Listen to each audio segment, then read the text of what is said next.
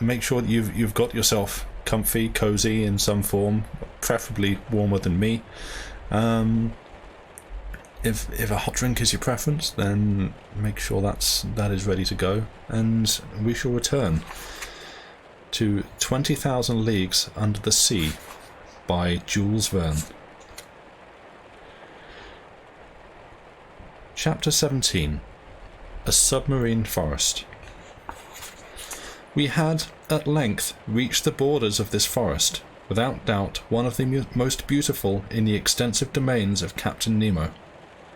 He looked upon them as his own, and arrogated to himself the same rights as the first inhabitants in the world's infancy.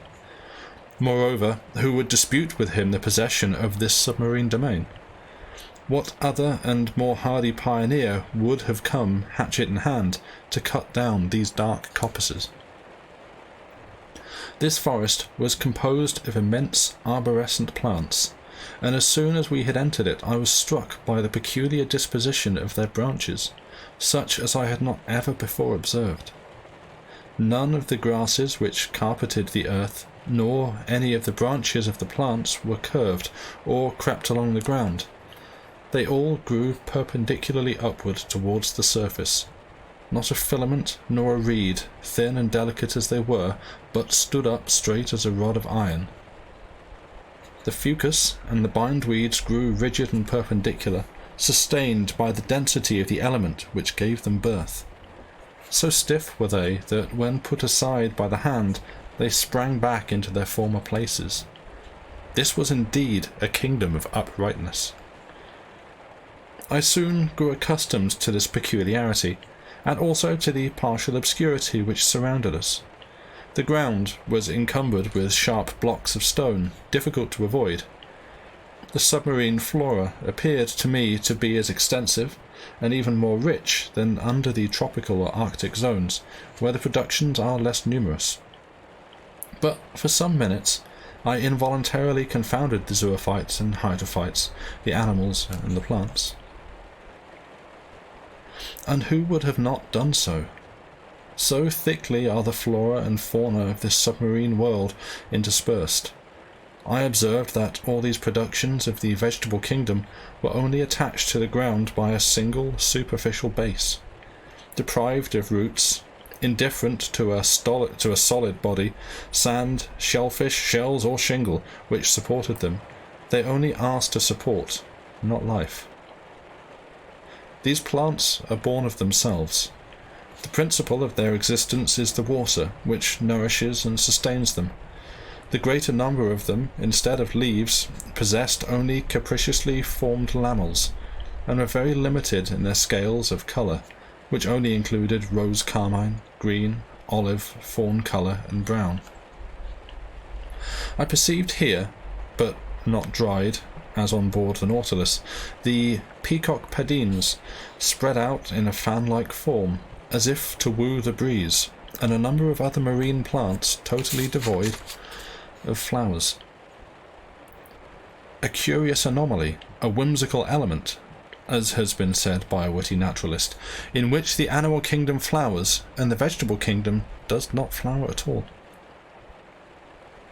Amongst the various shrubs, as large as in the trees of temperate zones, and under their damp shade, were massed actual thickets of living flowers, hedges composed of zoophytes, upon which bloomed these striped and furrowed encandrines, the yellow caryophyllae with their translucent tentacles, the gauzy tufts of zoanthanes, and to complete the illusion, the flying fish darted between the branches like hummingbirds, while the yellow Lepisacanthae, with a bristling mouth and pointed scales, Dactylopterae, and monocentrides rose under our feet like so many snipe.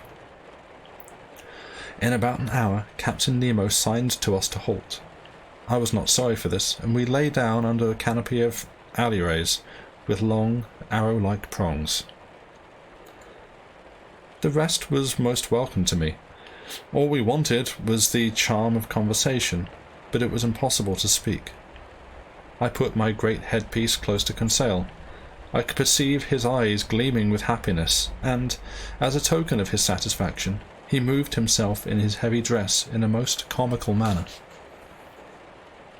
After these 4 hours, I was astonished that I did not feel more hungry. Why I did not feel hungry, I do not know, but then on the other hand, like all divers, I began to feel very sleepy. So my eyes soon closed behind the thick glass, and I fell into a deep sleep, which the action of walking had hitherto resisted. Captain Nemo and his robust companion, stretched in this liquid crystal medium, set us the example. I do not know how long I slept, but when I woke, it appeared as if the sun was sinking towards the west. Captain Nemo had already risen, and I was beginning to stretch my limbs, when an unexpected sight caused me to spring nimbly to my feet.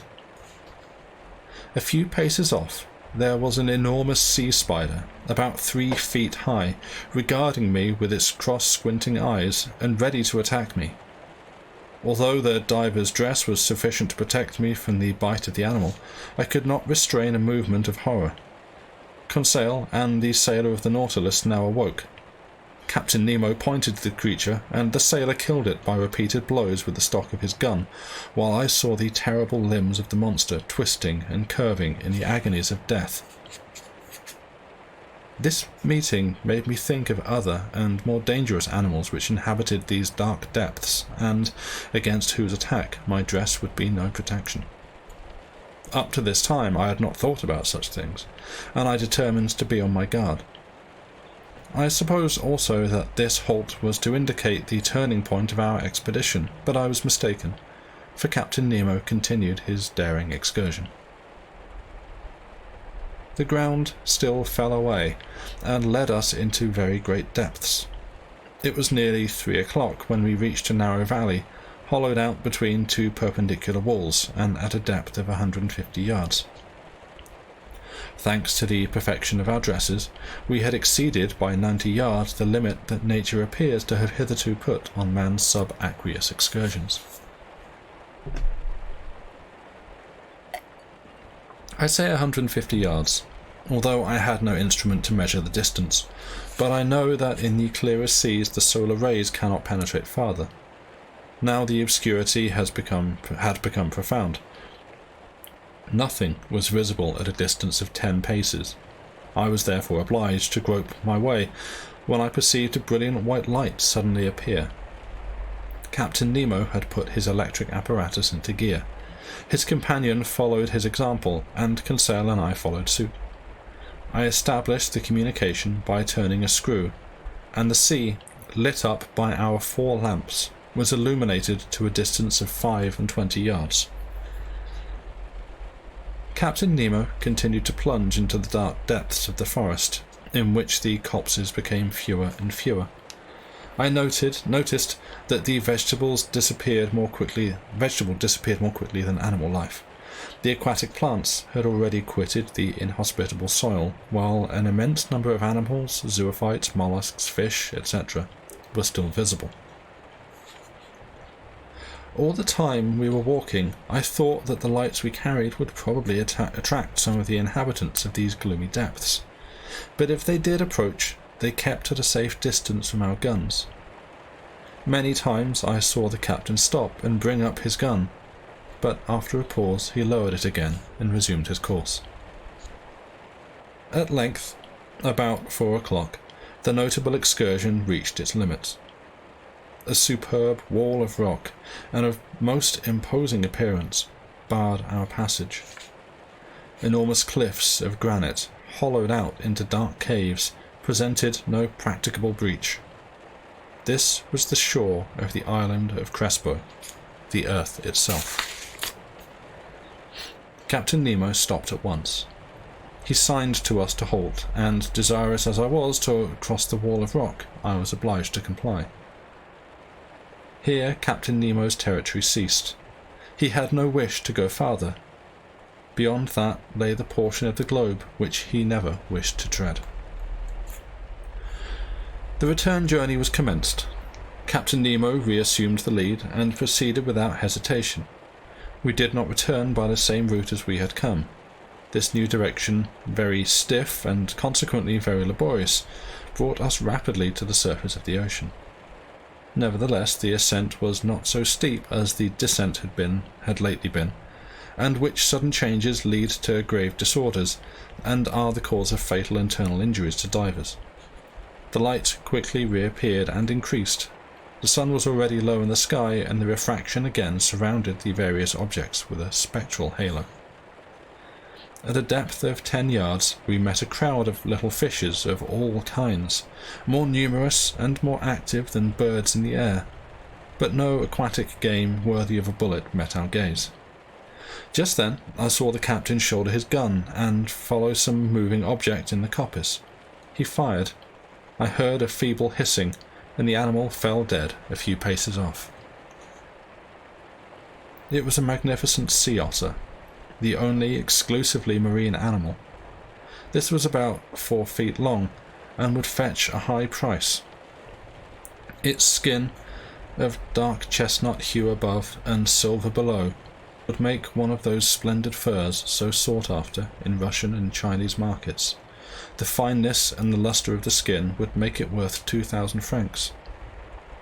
I admired its rounded head, small ears, round eyes, its white moustache, resembling that of a cat, its webbed feet and tufted tail. This valuable animal, hunted and trapped by fishermen, is becoming extremely rare, and it usually takes refuge in the southern portions of the Pacific, where, apparently, its species will soon become extinct.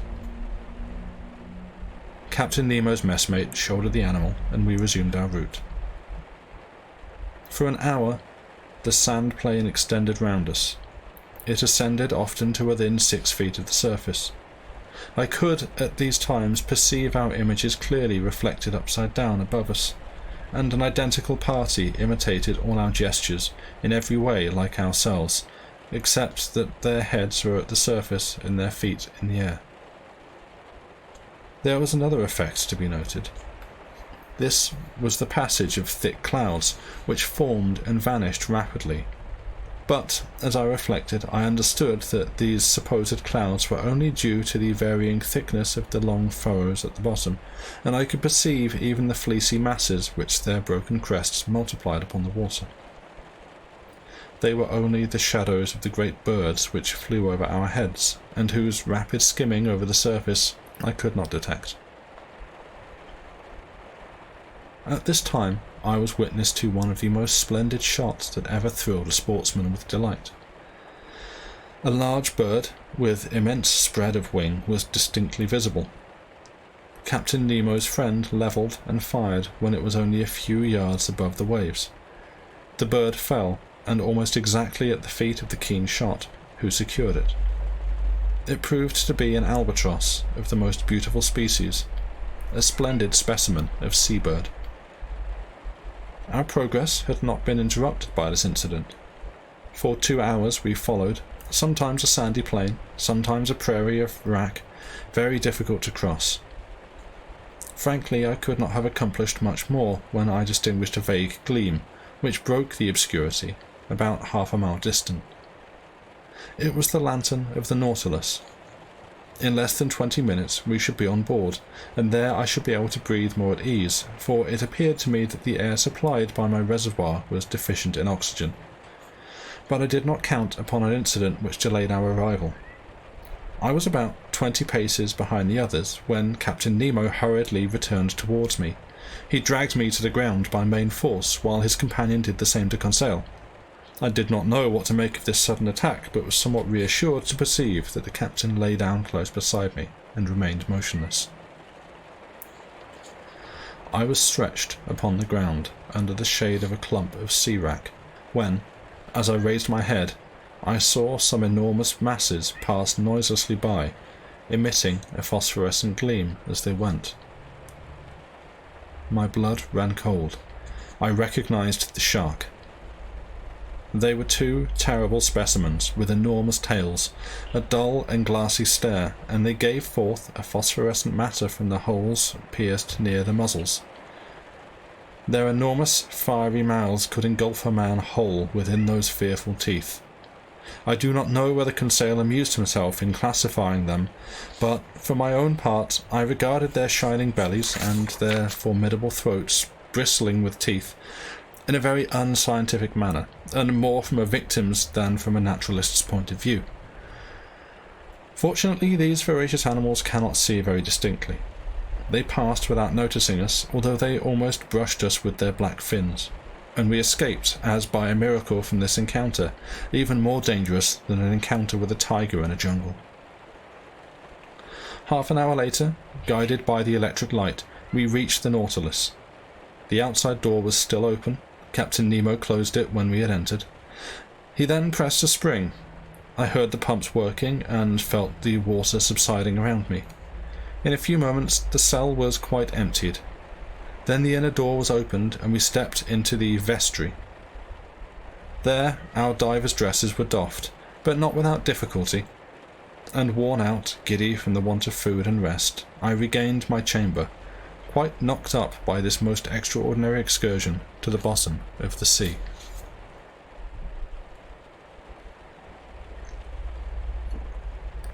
Chapter 18. 4,000 Leagues Beneath the Pacific. I had quite recovered from my fatigue on the next day, 18th of November, and as usual ascended to the platform, just as the mate of the Nautilus was giving his daily report. It occurred to me that this was to announce the appearance of the sea, or rather that it signified no vessel in sight. As a fact, the ocean was perfectly clear. The Isle of Crespo had disappeared. There was not a sail to be seen. The sea, which absorbed all the prismatic colours except the blue rays, reflected them in all directions, and bore a beautiful indigo tint. It appeared like a broadly striped watered silk.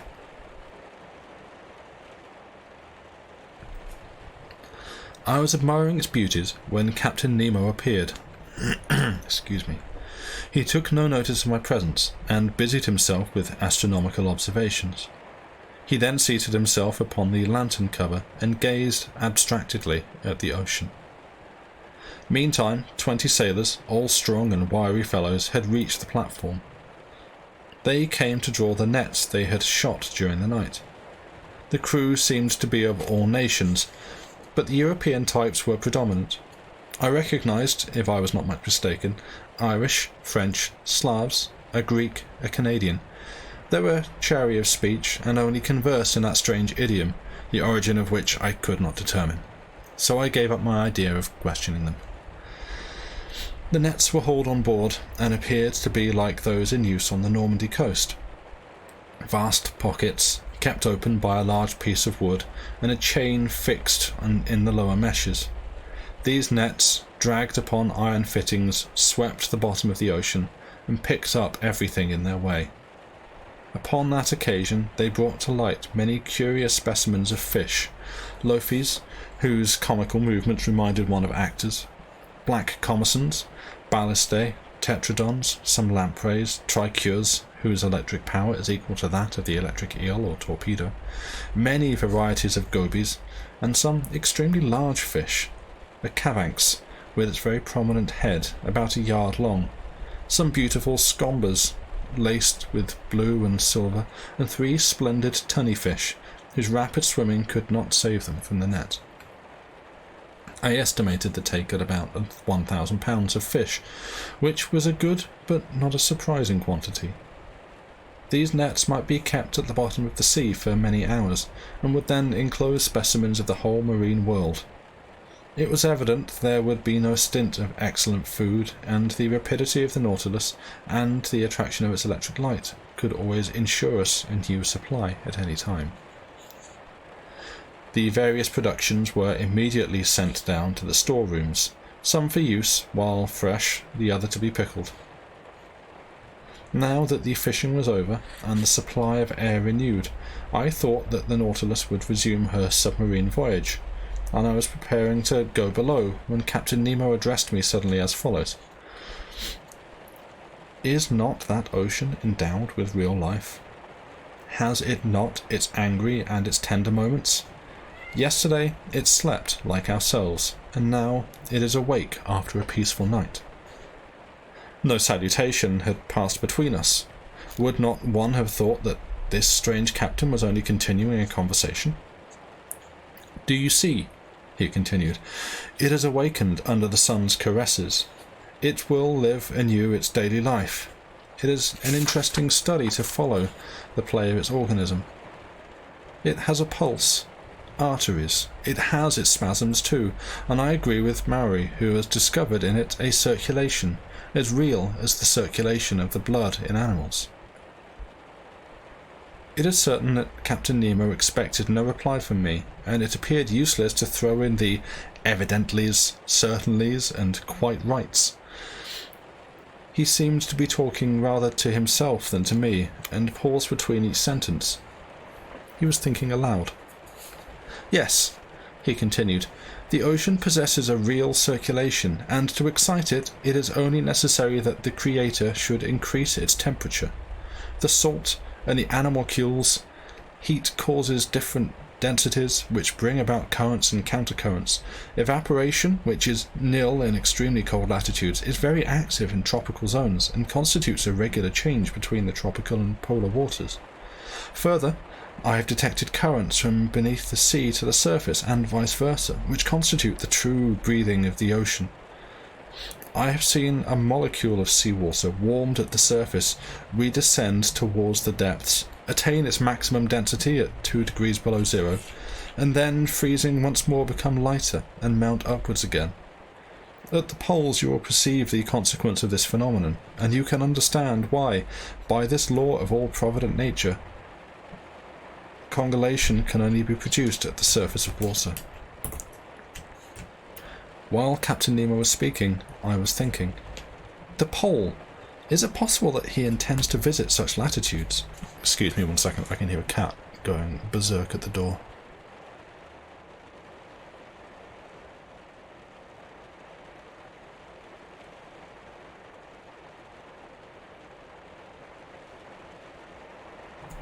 I return, but we shall see for how long before I once again have to move and deal with the cat, who is now in the room. While Captain Nemo was speaking, I was thinking, "The pole. Is it possible that he intended to visit such latitudes?" "Does he, Joey?" The captain was again silently regarding the element he had so completely studied, and yet was incessantly studying. He resumed. "Salts," he said, "are in the sea in large quantities." "They are, and if you could take all that it holds in solution, you would form a mass of 4,500,000 cubic leagues, which, spread out upon the globe, would reach to a height of more than 10 yards. Do not imagine, either, that the presence of these salts is only due to nature's caprice. Not at all. They make the water less liable to evaporate, and prevent the winds from raising too much vapour, which, in again resolving, would drown the temperate zones." "It would, yes. There is a great part played by the sea. It possesses great weight in the interior economy of the globe." Captain Nemo stopped speaking, took a few turns up and down, and then, approaching me, said, "As regards the infusoria, the milliards of animalcules which exist by millions in every drop of water, and of which 800 weigh about the 1,000th part of a grain, their part is not less important. They absorb the marine salts, they assimilate the more solid elements of the water, and the true constructors of calcareous lands. They make the corals and the madrepores, and then the drop of water deprived of its mineral nourishment gets lighter and ascends to the surface. It there absorbs the salts set free by evaporation, which makes it heavier, and it descends and carries new elements of absorption to the animalcules below. So there is a double current, ascending and descending, ever moving, ever living. A life more exuberant, more infinite, and more intense than that of Earth, spreading out in every part of the ocean, the element of death to mankind, an element of life to myriads of other animals, and to me.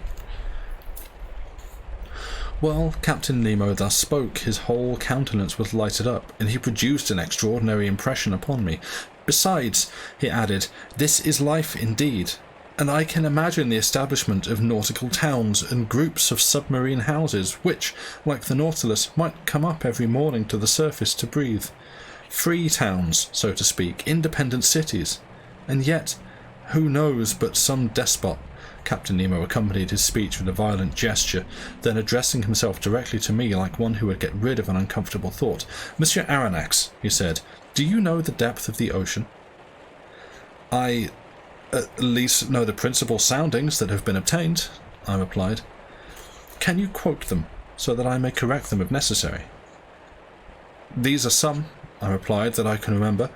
If I mistake not, the average depth of 8,200 yards in the North Atlantic and 2,500 yards in the Mediterranean.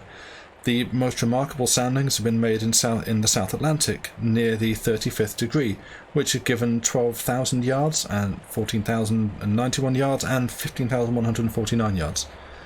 To sum up, it has been estimated that if the bottom of the sea were levelled, it would give a depth of about 5.5 miles. "Very good, Professor," said Captain Nemo. "But we will show you something better than that, I hope. I may tell you that the average depth of this part of the Pacific is but 4,000 yards. As he spoke, Captain Nemo advanced to the panel and descended, and I regained the saloon. The screw was set in motion, and we proceeded at 20 miles an hour. During the days and weeks that passed, I saw very little of Captain Nemo. The mate made the direction regularly, which I found entered on the map, so that I could always tell the route of the Nautilus. Conseil and Land passed the days with me. The former had related the marvellous incidents of our expedition, and the Canadian regretted that he had not accompanied me, but I hoped that another occasion might arise to visit these sub-oceanic forests. Each day, for some hours, the panels of the saloon were drawn back, and our eyes were by no means fatigued.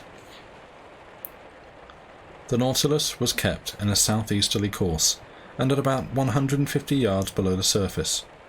One day, however, for some reason, she descended diagonally by means of the inclined planes to the depth of 2,000 feet. The thermometer indicated 4.25 centigrade, a temperature that at this depth appears to be common to all latitudes. On the 26th of November, at 3 a.m., the Nautilus crossed the Tropic of Cancer at 172 degrees longitude. On the 27th we passed the Sandwich Islands, where the illustrious Captain Cook met his death, on the 14th of February, 1779.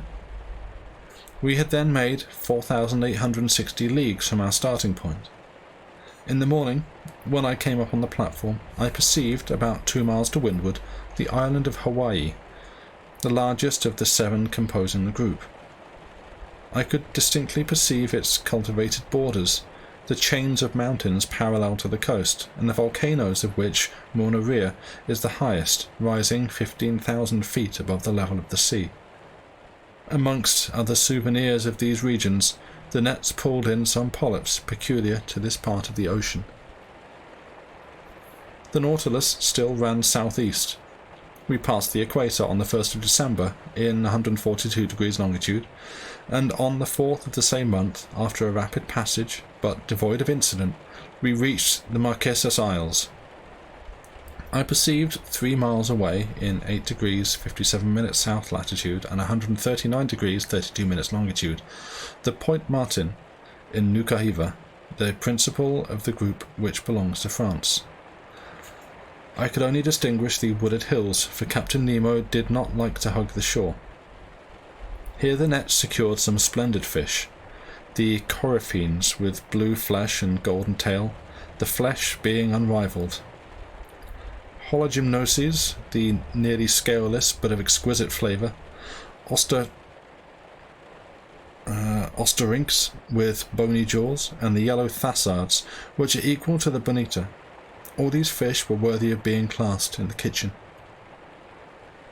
Quitting these beautiful islands in the interval between the 4th and 11th of December, the Nautilus ran about 2,000 miles. This part of the voyage was marked by one meeting with an immense shoal of calmars, a curious mollusk very like the cuttlefish.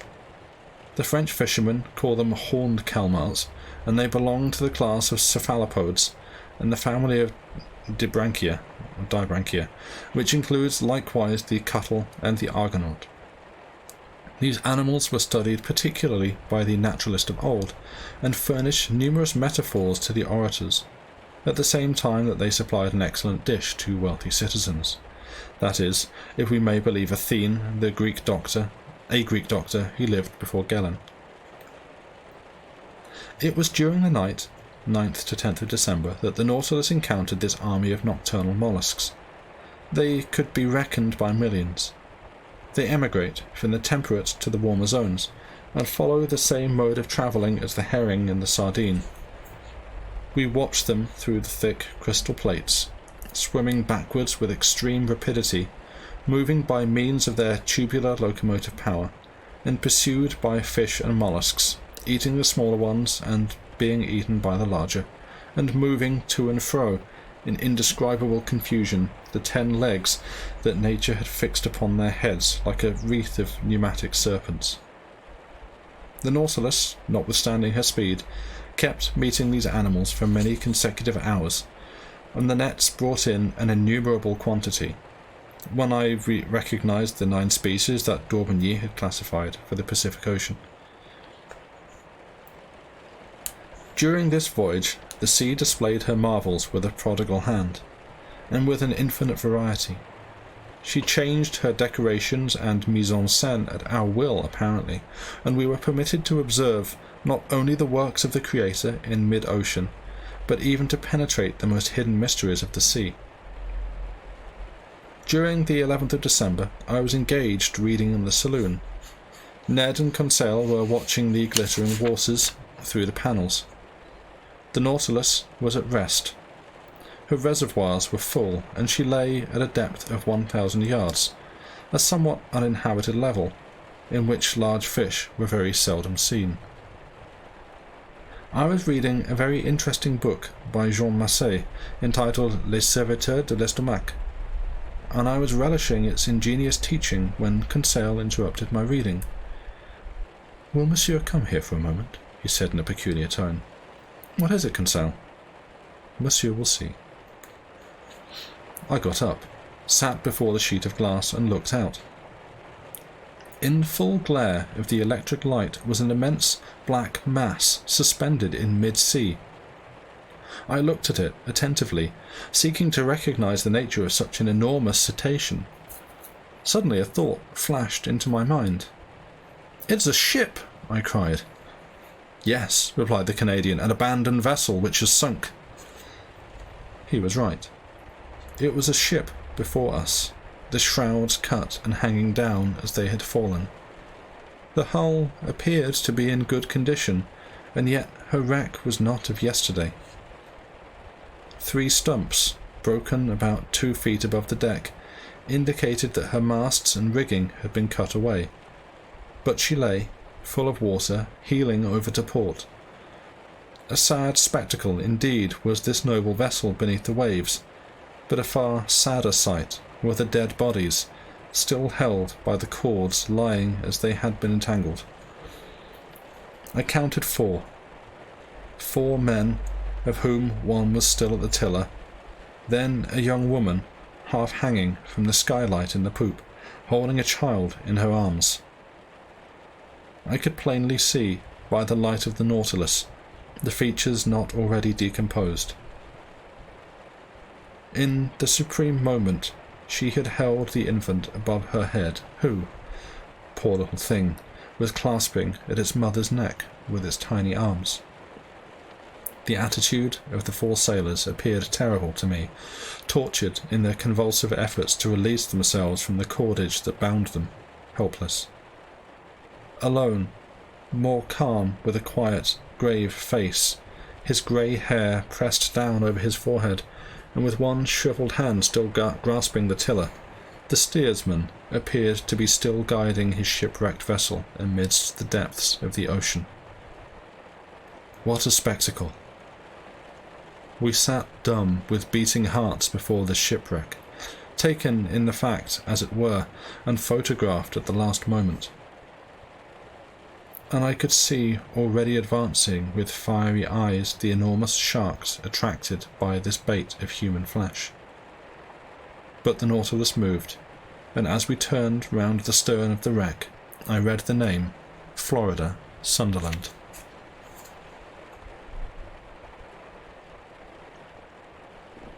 And I think at the end of that chapter is where I shall actually take a first break. A bit of a shorter one. I think this might generally be a slightly shorter stream. But yes, I shall take a 5-minute break there and encourage you to do the same.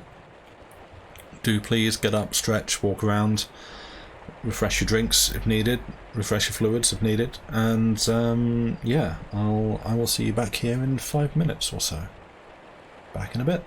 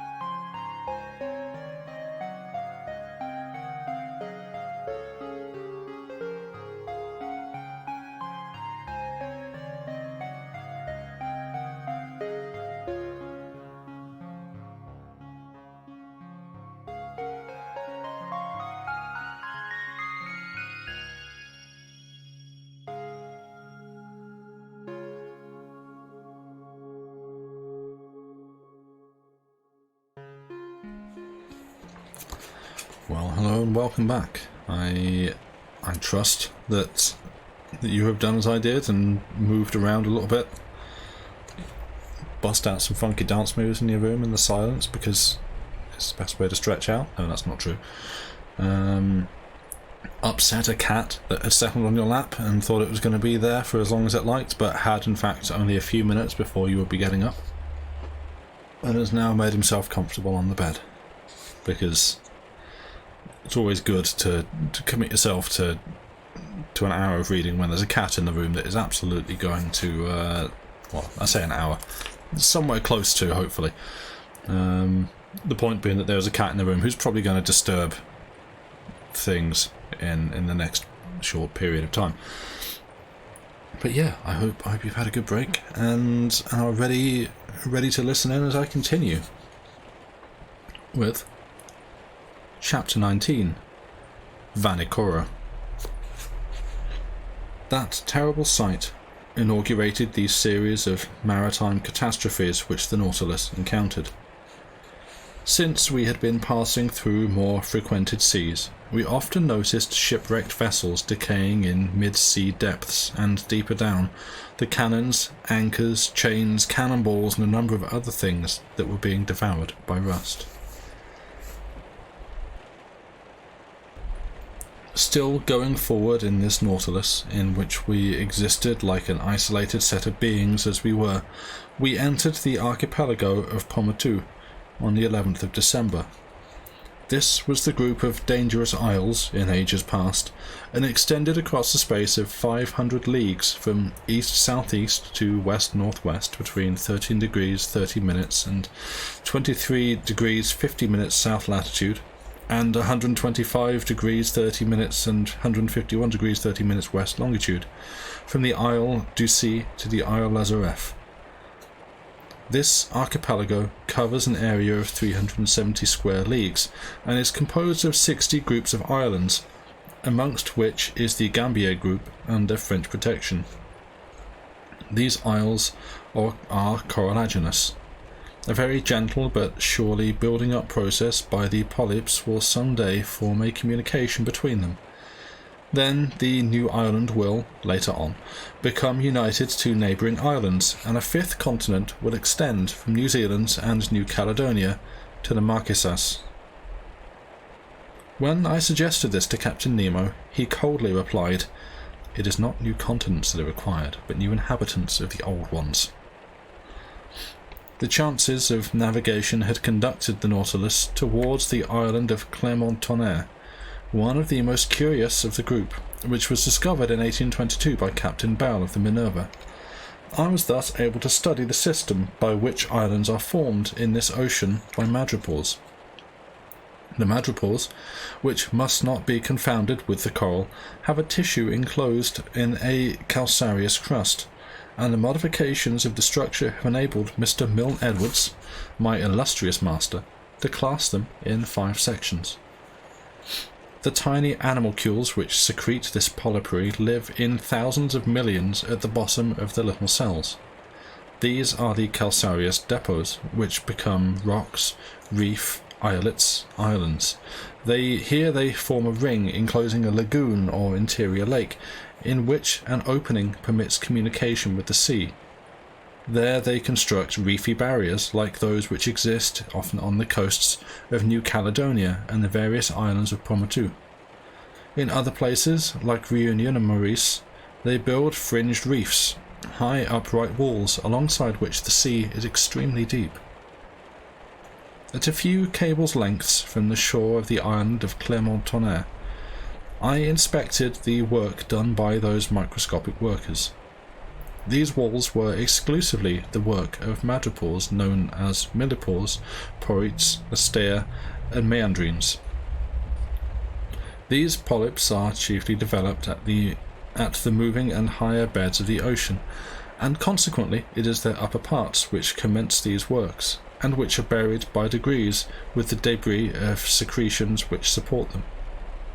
This, at least, is the theory of Mr. Darwin, who thus explains the theory of atolls. A better theory, I think, is that the madrepores have a basis have as a basis the summits of mountains or volcanoes upon which to work, and which are at some distance below the surface. I was enabled to observe these curious walls very closely, for in perpendicular depth these soundings gave more than 300 yards, and our electric lights made these brilliant calcareous masses gleam again. Replying to a question of Conseil's respecting the time these barriers had taken to construct, I astonished him somewhat by telling him that savants estimated the progress at the 1/8 of an inch in 100 years. "Then, to build up these walls," he said, "it must have taken 192,000 years, my brave friend, which lengthens the biblical days. Moreover, the formation of the pit coal, that is to say, the mineralization of the forests buried by the deluge, has required a much longer time. But I may add that the biblical days are not the epochs, and not the interval of time between sunrise and sunrise, for, according to the Bible itself, the sun was not made upon the first day of the creation." While the Nautilus remained at the surface of the sea, I was able to inspect, in all its development, this small and wooded island of Clermont-Tonnerre. Its madreporical rocks were evidently fertilized by waterspouts and tempests. One day some corn, carried by a hurricane from neighbouring islands, fell upon its calcareous formation, mixed with the detritus which forms the vegetable mould, which is made of decomposed fish and marine plants. A coconut, impelled by the waves, reaches this new coast. The germ takes root, the tree grows, absorbs the watery vapour. The stream is born, vegetation increases apace. Animalcules, worms, insects arrive upon these island beginnings. Turtles come and lay their eggs there. The birds build their nests in the young trees. In this way, animal life is developed, and attracted by the verdure and fertility, man appears. Thus these islands are formed, the vast works of microscopic animals. Towards evening, Clermont-Tonnerre disappeared in the distance, and the course of the Nautilus was sensibly diverted. After touching the Tropic of Capricorn at the 130th degree of longitude, she turned to the west-northwest, ascending towards the intertropical zone. Although the summer sun was extremely powerful, we did not suffer from the heat, for at 30 or 40 yards below the surface the temperature did not increase more than 10 or 12 degrees. On the 15th of December we passed the Society Isles, and Tahiti, the Queen of the Pacific. In the morning I perceived the elevated summits of the mountains of that island. Its waters supplied us with some excellent fish, mackerel, bonita, albicores, and a variety of sea serpent called Meneoples. The Nautilus had accomplished 8,100 miles. 9,720 miles were recorded on the log when we passed the archipelago of Tonga Tabou, where the Argo, the Port-au-Prince, and the Duke of Portland were lost. The Navigator Isles, where Captain Langle, the friend of La Pérouse, was killed. Then we came to the Fiji Islands, where the savages murdered the sailors of the ship Union and Captain Bureau of Nantes of the Amiable Josephine. The archipelago extends 100 leagues to the north. The archipelago extends 100 leagues to the north and south, and 90 leagues from east to west, and is comprised between 6 degrees and 2 degrees south latitude, and 174 degrees and 179 west longitude. It is composed of islands, inlets, and rocks, amongst which are the islands of Biti-Levu, Vanona-Levu, and Candubon. Tasman discovered this group in 1643, the same year that Torricelli invented the barometer, and in which Louis XIV ascended the throne. I leave my readers to reflect which of these facts has proved most useful to mankind. We've got more French coming up.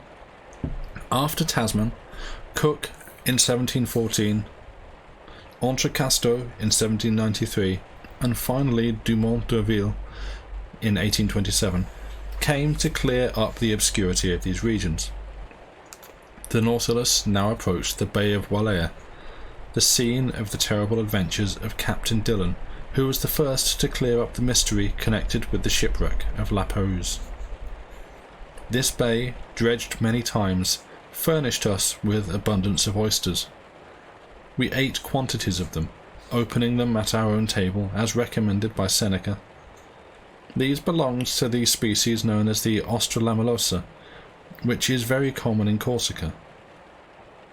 That the bank of Wallea will become a great extent is certain, and if destructive agencies may be not increased, the quantities of oysters will soon fill up the bay, as we counted 2 million of eggs in a single oyster. And if Master Ned Land did not repent of his gluttony in this respect, it was because the oyster is the only thing that does not cause indigestion. In fact, it would necessitate the consumption of 16 dozen oysters to furnish the 315 grams of azote substance necessary to nourish one man. On the 25th of December, the Nautilus sailed into the midst of the group of the New Hebrides, discovered by Quiros in 1606, which Bougainville explored in 1768, and to which Captain Cook gave its name in 1773.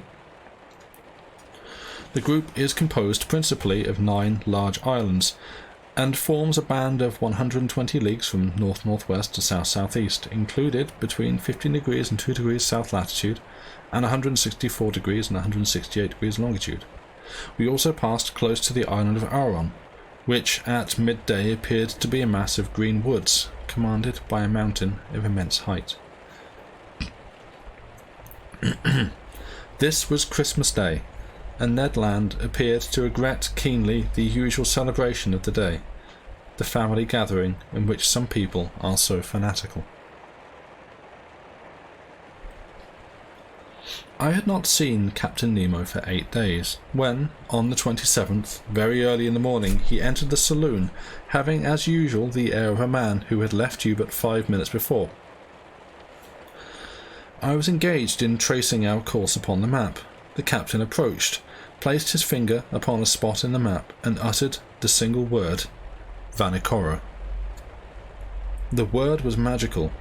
It was the name of the island where the ships of La Pérouse were lost. I rose up suddenly. "Is the Nautilus carrying us to Vanikoro?" I said. "Yes," replied the captain. "And can I explore those islands upon which the Boussole and the Astrolabe were lost?" "If you wish to do so," was the reply. "When shall we reach Vanikoro?" "We are there now, Professor." I followed the captain. I ascended the platform and eagerly scanned the horizon. In the northwest, 2 volcanic islands of unequal size showed themselves. They were surrounded by a coral reef of 40 miles in circumference. We were close to the island of Vanikoro, properly so called, which Dumont d'Urville designated the Isle of Research, and immediately opposite the small harbour of Vanu, in 16 degrees 4 minutes south latitude, 164 degrees 32 minutes east longitude. The island appeared covered with verdure from shore to summit, and was dominated by Mount Capogo, 2,856 feet high. The Nautilus, having cleared the outward rocks through a narrow passage, was safely within the line of breakers in a depth of 30 to 40 fathoms. Beneath the mangroves I distinguished some savages who appeared much astonished at our appearance. In the long black mass moving along the surface of the water, they probably only recognized some formidable cetacean, which they were bound to challenge. Captain Nemo now asked me what I knew of the shipwreck of La Pérouse. "What everyone else does," I replied. "And can you tell me what everyone else knows about it?" he asked with a touch of irony. "Very easily." And then I recounted to him what the last works of Dumont d'Urville had made known, of which the following is a very succinct account. La Pérouse and his mate de Longueuil were dispatched by Louis XVI in the year 1785 to circumnavigate the world. They embarked in the Boussole and the Astrolabe, which never again returned. In 1791, the French government, naturally uneasy naturally uneasy respecting the fate of these vessels, fitted out 2 large store ships, the Recherche and Espérance, which left Brest on the 28th of September, commanded by Bruni d'Entrecasteaux. 2 months after it became known by the deposition of a certain Captain Bowen of the Albemarle that the remains of some wrecked vessels had been seen upon the coast of New Georgia.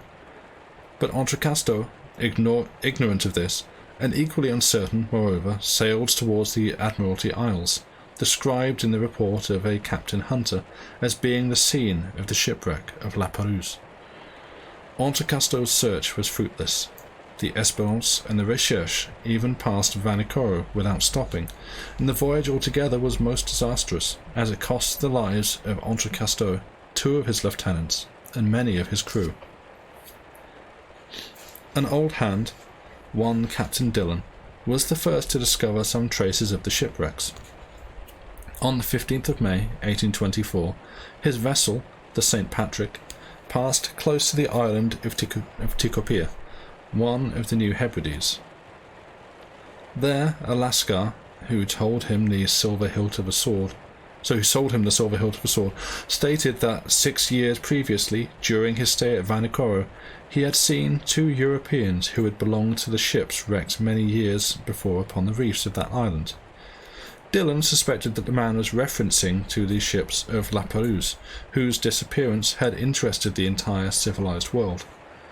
He wished to reach Vanikoro, where, according to the Lascar, he would find many traces of the wrecked vessels, but the winds and opposing elements prevented him. Dillon returned to Calcutta. There he made known his discovery to the Asiatic Society and to the East India Company. A vessel, to which they gave the name of the Research, was placed at his disposal, and he sailed on the 23rd of January, 1827, accompanied by a French agent. The Research, having touched at several ports in the Pacific, anchored before Vanikoro on the 7th of July 1827 in the same harbour of Vanu, in which the Nautilus is now lying. There they picked up many relics of the wrecks, iron utensils, anchors, block strops, swivel guns and shot, astronomical instruments, a part of the taffrail, and a bronze timepiece with the inscription Bazin Maffei, marked by the manufactory at Brest, 1785. Doubt was no longer possible. Dillon remained at the ill-fated spot to complete his arrangements. In October he quitted Vanikoro and, sailing towards New Zealand, reached Calcutta on 7th of April 1828. He then proceeded to France, where he was kindly received by Charles the... well, it just says X, but I'm guessing the 16th, did we say? But meantime, Dumont d'Urville, ignorant of what Dillon had accomplished, had sailed to discover the scene of the shipwreck. He had learnt from a whaler that the medal and cross of St. Louis had been seen in the hands of savages in New Caledonia. D'Urville then put to sea, and 2 months after Dillon had quitted Vanikoro, he anchored before Hobart Town. There he heard of Dillon's success, and, further, he learned that a certain James Hobbs, mate of the Union of Calcutta, had landed on an island situated 8 degrees 18 minutes south latitude and 156 degrees 30 minutes east longitude, and had remarked the iron bars and the red stuffs which were in use by the aborigines. Dumont d'Urville was much perplexed and did not know whether he could believe these reports, so he finally decided to follow Dillon's tracks. On the 10th of February, 1828, the Astrolabe appeared before Tikopia, and taking on board as guide a deserter who had taken up his abode on the island, he made Vanikoro on the 12th of February and anchored in the harbour of Vanu.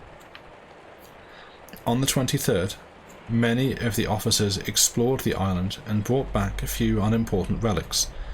The natives, by denials and evasions, refused to lend them assistance in discovering the locality of the disaster.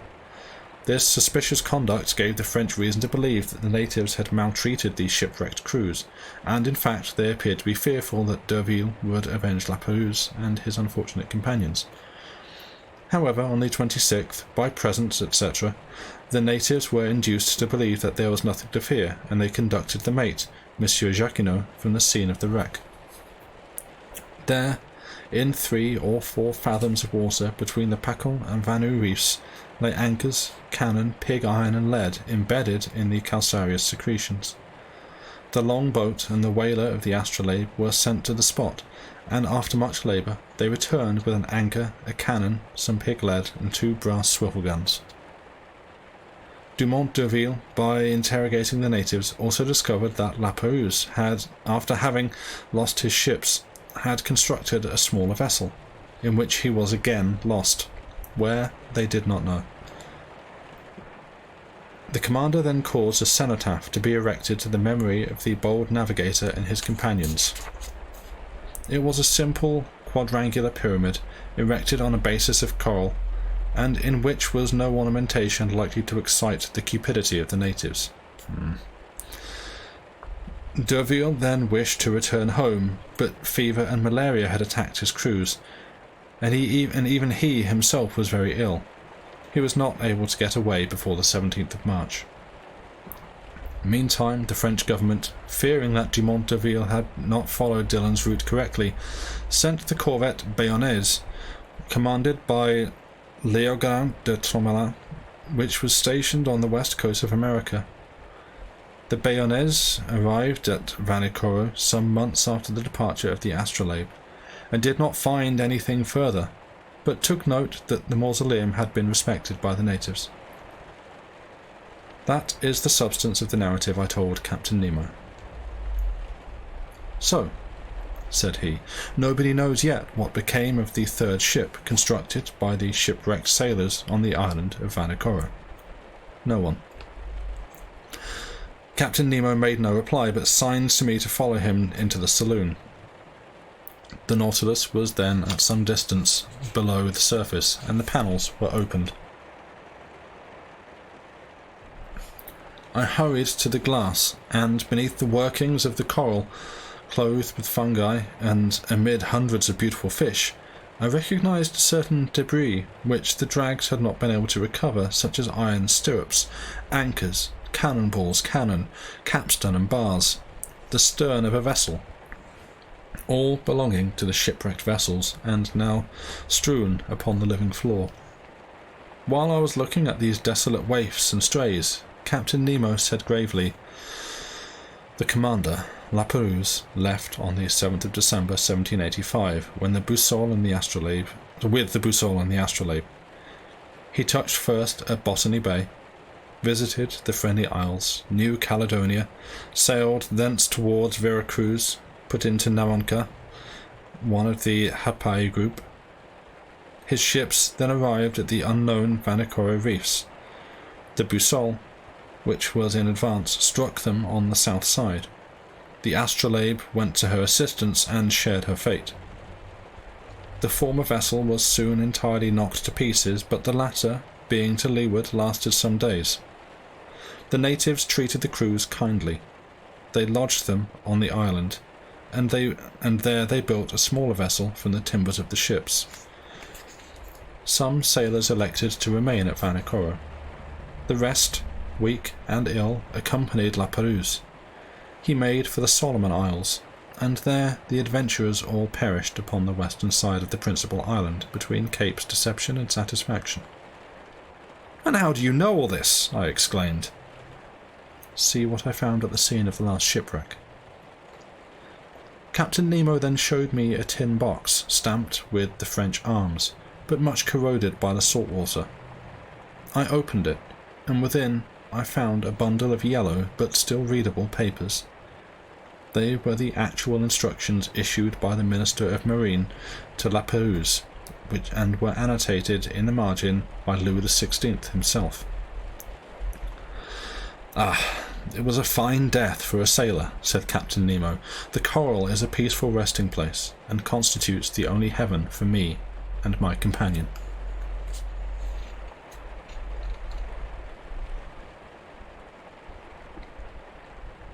Chapter 20. Torres Strait. During the night, of the 27th of December, the Nautilus quitted Vanikoro. Also, apologies if you can hear fireworks going off in the background. It is apparently still the 5th of November. The Nautilus quitted Vanikoro and resumed her voyage at a great speed. We sailed southeast, and in 3 days had cleared the 750 leagues which divide the isles of La Perouse from the southeast point of Papua. Very early in the morning, on the 1st of January, 1863, Conseil joined me on the platform. "Monsieur," said he, "Monsieur will allow me to wish him a Happy New Year." "What, Conseil? Just as if I were in my study in the Jardin des Plantes at Paris. I accept your good wishes and thank you heartily. But I will ask you what you mean by the Happy New Year under present circumstances. Will the year put an end to our imprisonment, or see the end of this strange voyage?" "Faith," replied Conseil, "I do not know what to say to monsieur. It is certain that we have seen some curious things, and for 2 months have not found our sojourn tiresome. The last marvel is always the greatest, and if we go on at this rate, I do not know what we shall eventually arrive at. My opinion is that we shall never have such another experience." "Never, Conseil. Besides, this Captain Nemo, who fully justifies his Latin name, as he is not any more trouble than if he never existed." "Just so, Conseil. I think, therefore, if monsieur has no objections, that a Happy New Year will be one thing which may permit us to see everything." "To see everything? Why, that will take a very long time. What does Ned Land say?" "Ned Land is of the exactly opposite opinion," replied Conseil. "He has certainly an obstinate brain and a powerful appetite. Look at the fish he is always eating, and is never satisfied. The want of wine, bread, and meat does not agree with a worthy Saxon, to whom beefsteaks are familiar, and who is not alarmed at brandy and gin." "So far as I am concerned, Conseil, that is not the point that troubles me. I can get on very well with the supplies on board." "So can I," replied Conseil, "so I think as much about stopping here as Master Land does of escaping. Therefore, if the new year is not good for me, it may be so for him, and vice versa. In this way, somebody is sure to be satisfied. So, in conclusion, I wish monsieur whatever pleases him best."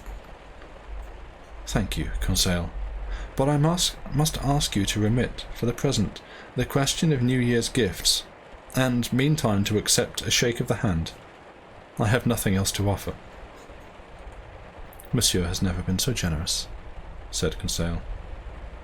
And the brave lad descended. On the 2nd of January, we made 11,340 miles, or 5,250 leagues from our starting point in the Japanese seas. In front now extended the dangerous coral reefs of the northeast coast of Australia. We skirted this wonderful bank, on which Cook's vessels were lost in 1770, for a distance of many miles.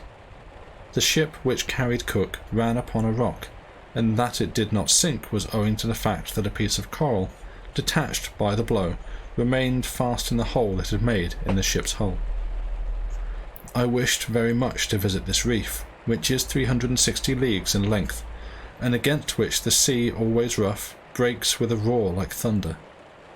But at this moment the inclined planes of the Nautilus directed us to a very great depth, and I could see nothing of these high walls of coral, so I was obliged to content myself with various specimens of fish, brought up in the nets.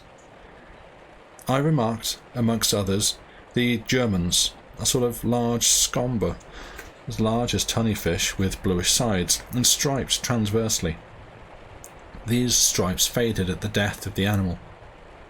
These fish accompanied us by hundreds, and furnished us with excellent dishes. We caught, also, a large number of Sparus vertor, tasting like a John Dory, and the flying Pariapeds, true sea swallows, which, in dark nights, illuminate the air and water alternately with their phosphorescent glimmerings.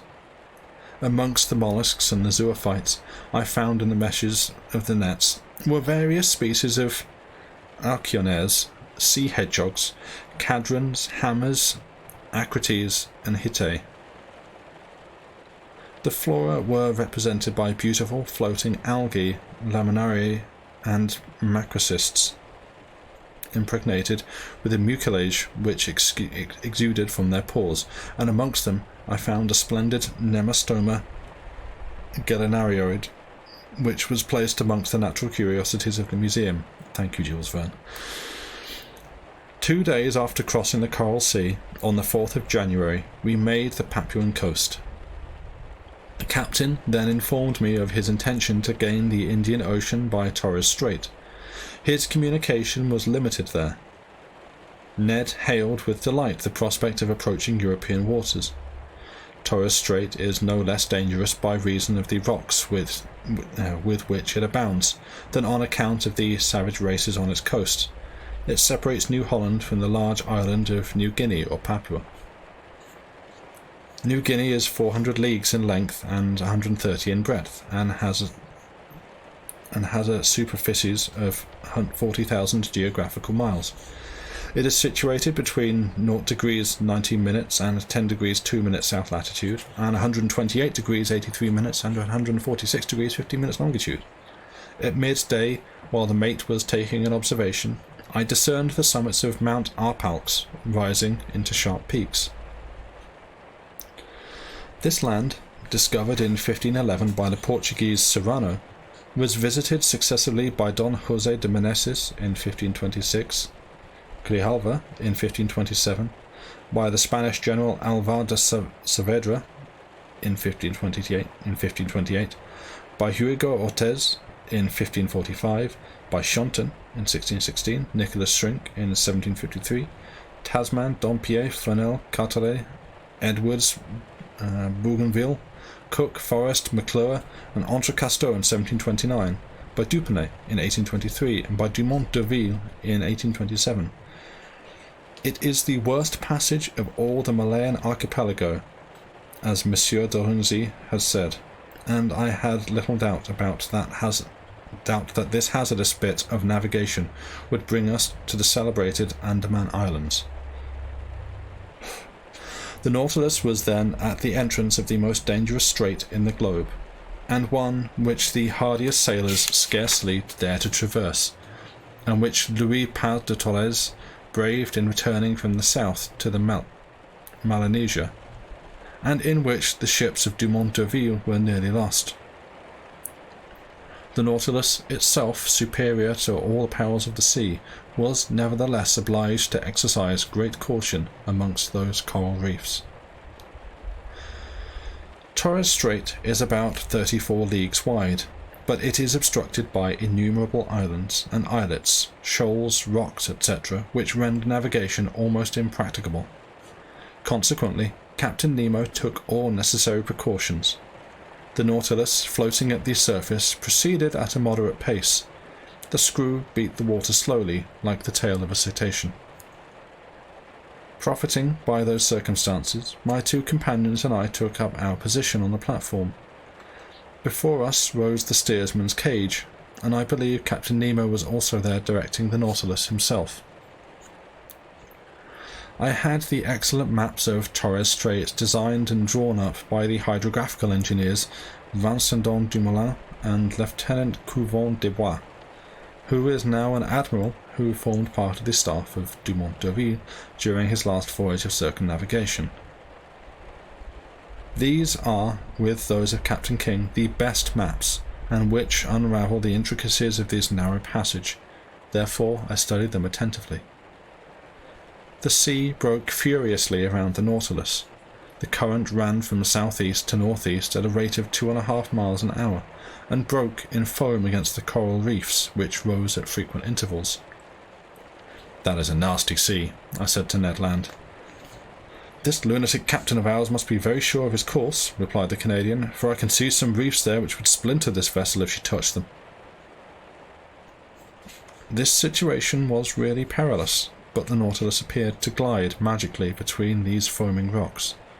She did not follow the route of the Astrolabe and the Zélé, which was fatal to Dumont d'Urville, but took a more northerly course, coasting Murray Island and turning to the southeast towards Cumberland Passage. I really did think we should be wrecked when, Bearing to the northwest, we passed amid a quantity of unknown islets towards the island of Tunel and the dangerous passage.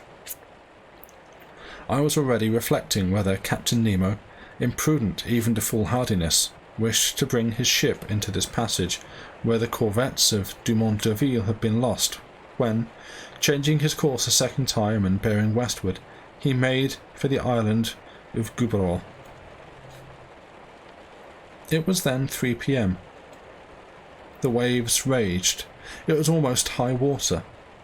The Nautilus approached the island, which I could see scarcely 2 miles distant. Suddenly a shock threw me down.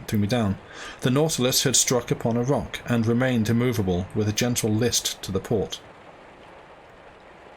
When I got up again, I noticed Captain Nemo and the mate on the platform. He was examining the situation of the vessel, and they exchanged a few words in their extraordinary dialect.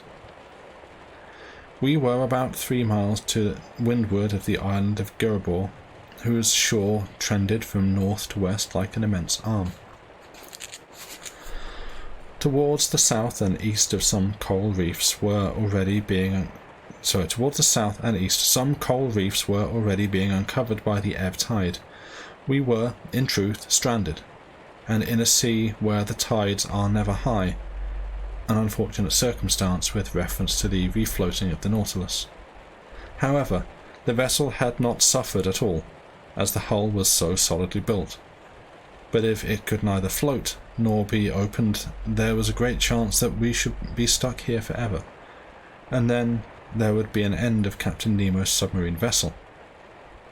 I was thinking of all this when the captain, calm and cool as ever, neither appearing to be excited nor depressed, approached. "An accident has happened?" I said.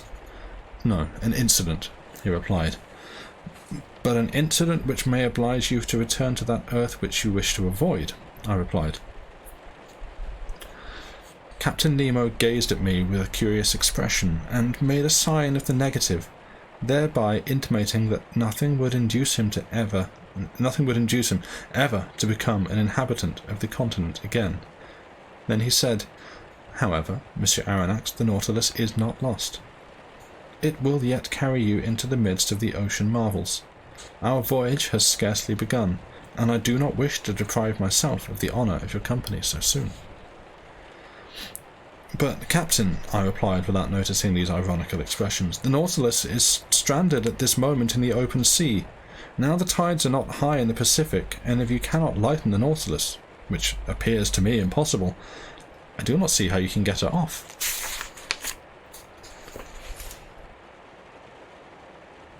"You are right about the tides, Professor, but the Torres Strait there is still a difference of 1.5 yards between high and low water. Today is the 4th of January, and in 5 days there will be a full moon. Now I shall be much surprised if this complacent planet does not raise the water sufficiently to render me a service which I do not wish to owe to anyone but her." As he spoke, Captain Nemo, followed by the mate, descended. The ship never moved, and remained as motionless as if the coral polyps had enclosed her in their indestructible cement. "Well, sir," said Ned Land, who came up to me after the captain had left. "Well, Ned, we must wait patiently for the tide of the 9th, for it appears that the moon will be good enough to float us again." "Without assistance?" "Yes." "And is not the captain going to try to warp her off?" "Not if the sea will be sufficient," said Conseil. The Canadian looked at Conseil and shrugged his shoulders. The sailor in him had spoken. "Monsieur," said he, "you would not believe me when I told you that this bit of metal would not travel either above or below the ocean. It is no good except to sell for the iron. I think, therefore, that the time has come to part company with Captain Nemo." "Friend Ned," I replied, "I do not despair as you do, and in 4 days we shall know to what we have to trust to, and your suggestion as to flight would be opportune were we in sight of the coast of England or France. But in the Papuan archipelago it is a different thing. We can always fall back upon it if the Nautilus is not floated, if the Nautilus is not floated, which I look upon as a very serious question." But may we not go ashore at least? Here is an island, and there are trees. Beneath those trees are animals, in which are cutlets and steaks, to which I would gladly introduce my teeth. Now here Ned is right, said Conseil, and I agree with him. Cannot Monsieur obtain permission to land so that we may not lose the habit of walking on dry land altogether? I could ask him, I said, but he will refuse. Well, Monsieur, risk it, and we shall then know how far we may count upon the captain's good nature. To my great surprise, Captain Nemo made no objection, and accorded his permission in a most polite and gracious manner, without even exacting any promise of return. But a walk in New Guinea was somewhat dangerous, and I would have advised Ned Land not to attempt it. Better to be prisoner on board the Nautilus than to fall into the hands of the natives. The launch was placed at our disposal for the next morning. I did not inquire whether Captain Nemo would accompany us. I thought that none of the crew would be told off, and that Ned Land would be sufficient to steer the boat. Moreover, the land was only 2 miles off, and it was only child's play for the Canadian to steer a boat amongst the reefs so fatal to large vessels. Next morning the boat was launched by 2 men. The oars were in the boat, and we had only to take our places. At 8 o'clock, armed with guns and hatchets, we left the Nautilus. The sea was calm, but there was a slight land breeze. Conseil and I took the oars and pulled vigorously, and Ned steered. The boat was well managed and went at a good pace. Ned Land was unable to restrain his exultation. He was like an escaped prisoner, and did not think it was by any means necessary to return to prison. "Aha, meat!" he cried. "We shall now eat some meat. And what meat? Game. No bread, perhaps, but I am far from saying that fish is not a very good thing. I am far from saying that fish is not a very good thing, but you may have too much of it, and a bit of venison grilled on the hot embers will be an agreeable variety." "Gourmand!" cried Conseil. "You make my mouth water." "We do not yet know whether there is any game in these woods," said I, "or whether the game is not such as is more likely to hunt the hunter than to be hunted itself." "Very good, Monsieur Aronnax," said Ned, whose teeth must have been lately sharpened. "Then I will eat the sirloin of a tiger, if there be no other quadruped in the island." "Ned is getting alarming," said Conseil. "Come what will," said Ned. "The first animal on 4 legs without feathers, or the first on 2 legs with feathers, shall be saluted by a shot from my gun, I assure you." "Now," said I, "Master Land's imprudence is beginning to manifest itself." "Don't you be alarmed, Monsieur Aronnax," replied the Canadian, "and pull strong. I only ask for 25 minutes to offer you a meal of my providing." At 8:30 the launch ran gently upon a sandy beach, having safely traversed the coral-studded sea which washes the island of Gueboroa.